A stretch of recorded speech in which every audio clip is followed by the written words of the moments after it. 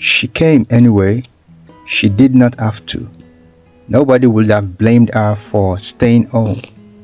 Nobody would have questioned the choice to simply not be in that room for this. But she came because sometimes you need to see the ending of a chapter with your own eyes before you can believe it is truly over. She sat in the last pew at the back to the side, almost hidden, her hands folded in her lap, her eyes on the altar, where the man who chose someone else was about to place a ring on another woman's finger. What Seraphina did not know, what none of them in that church could have known, was that God was not finished writing, not even close.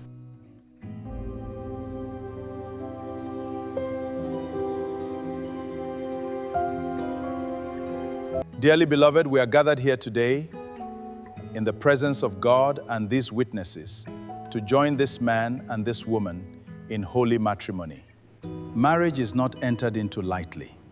It is a covenant between a man, a woman, and the God who designed it.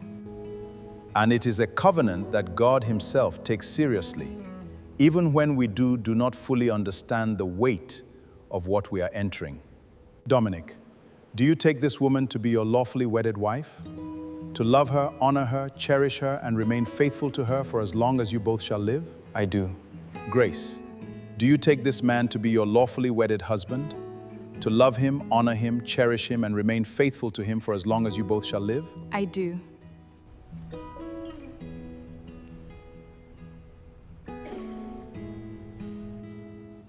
You said to come, I came. I still do not know why, but I came. He looks settled the way he never quite looked when he was with me.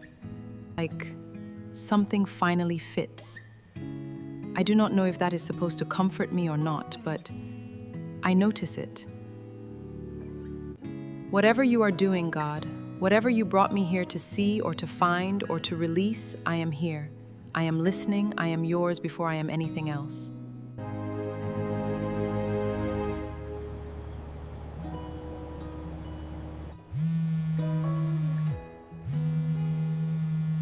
Toby, have you heard from him? No. 11 days now. Seraphina, let this go. You cannot keep waiting for a man who cannot make up his mind. It is not fair to you. I know how it looks, Toby. From where I stand, you are shrinking yourself to fit into a space he hasn't even offered. I prayed about him, Toby. Not the way I usually pray. I genuinely went before God about Morgan for many months. What God kept showing me was not leave, it was wait, he is not ready yet. God told you to wait through 11 days of silence? And then a while ago, he told me to stop messaging. Not because it was over, but because my part in this season was to let go and see what God would do without my help. And if God does nothing? If Morgan just moves on? Then God knows something about that too. Even if I cannot see what he is doing from where I am standing, he has never wasted anything in my life, Toby. Not one thing. I have to believe he is not starting now. You are a stronger woman than I am. I am a more desperate one, and there is a difference. Strength comes from having options. I gave my options to God. That is not strength. That is just surrender.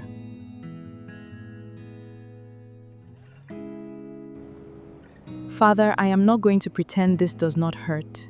You know it hurts, and you know what I feel when I think about him and when I do not hear from him. But I am choosing to trust you. Not because I feel like it, but because you have never once given me a reason not to. And I am bringing Morgan to you, completely, with open hands. That if you want us together, you are going to have to do what only you can do, because I have done everything I know how to do. And now it is yours. And whatever you have for me in this next season, whatever you bring through the door I cannot yet see, I receive it. All of it.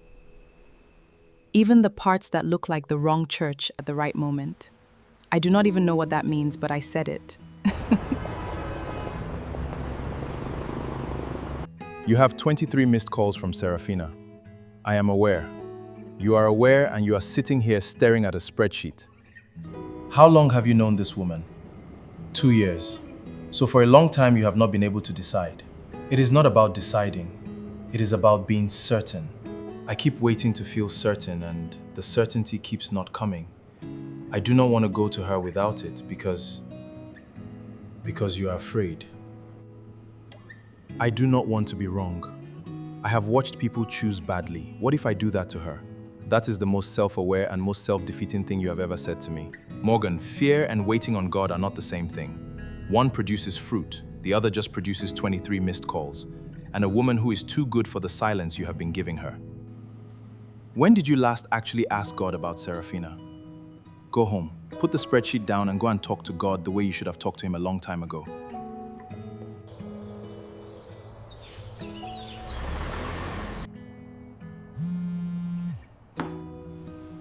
God, I have been running from something I know is right because I think that in running from the possibility of being wrong, I have been doing something that is definitely wrong. I have been making her wait on my fear and calling it wisdom, and I do not want to do that anymore. I am not coming with a plan. I am not coming with a decision already made that I need you to approve. I am coming empty, with just the one question. Show me clearly, please, not what I want to hear, what is true. She was always the one. I just could not stand on it. Seraphina, where are you?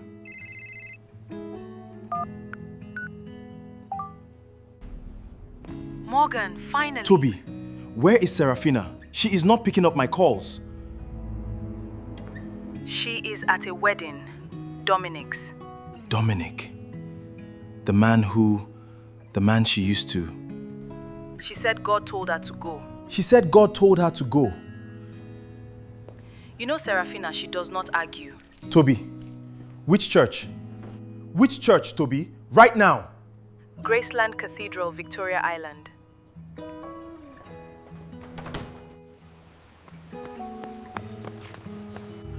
Sir, the ceremony has already begun. You cannot... I apologize. I need to... Now picture this. Morgan pushes through the doors. Every head turns. The pastor stops mid-sentence. Dominic at the altar turns too. And for one fraction of a second, the two men's eyes meet across the full length of the church. One man who left Seraphina. One man who came back for her. Then Morgan's eyes begin to move, row by row, face by face, until they reach the last pew. There she is, Seraphina, sitting exactly where God had shown Morgan in the dream months earlier. Last pew, to the side, hands folded in her lap, her eyes on the altar, where the man she had loved was placing a ring on another woman's finger. She had come in obedience to an instruction she did not fully understand, and she had held herself together with every quiet ounce of dignity available to a woman who has handed her grief to God completely. Morgan exhaled. The relief in his body was total and immediate. The pastor looked at him with remarkable composure. "Can we help you, young man? I am so deeply sorry. I'm looking for someone. I believe I found her." A bit of complete silence. Then a small child in the third pew turned to her mother and whispered, loudly, the way only a child could whisper in public, "Mommy, is he at the right wedding?" The church erupted in warm laughter. Morgan walked quietly toward the last pew, towards Seraphina. He slid in beside her, close, their shoulders almost touching. She did not turn. A long silence passed between them as the ceremony resumed at the front of the church, and Dominic placed the ring on Grace's finger. "I am sorry I am late," Morgan whispered. Something in Seraphina's face shifted, almost invisibly. "You are very late." "I know," he paused. "I have been afraid, not of you, of being wrong, of choosing from my own heart rather than from God's. And so I kept not choosing and called it waiting on God. It was not waiting on God, it was hiding. I told her about the morning 3 days earlier. going before God and receiving clarity. Everything that had been sitting between him and what he already knew simply lifted. And what was underneath was her, specifically, clearly, unmistakably. At the front of the church, the pastor pronounced Dominic and Grace husband and wife. Seraphina finally turned and looked at Morgan. "Do you know why I came here today?" she asked. "God told me to come. No explanation, no preview, just go and trust me." She looked at him for a long moment. Then slowly, fully, she smiled. The smile of a woman who had just understood the punchline of what God had been setting up for months. "I am beginning to understand why God sent me," she said. As Dominic and Grace walked back down the aisle, Dominic's eyes found Seraphina.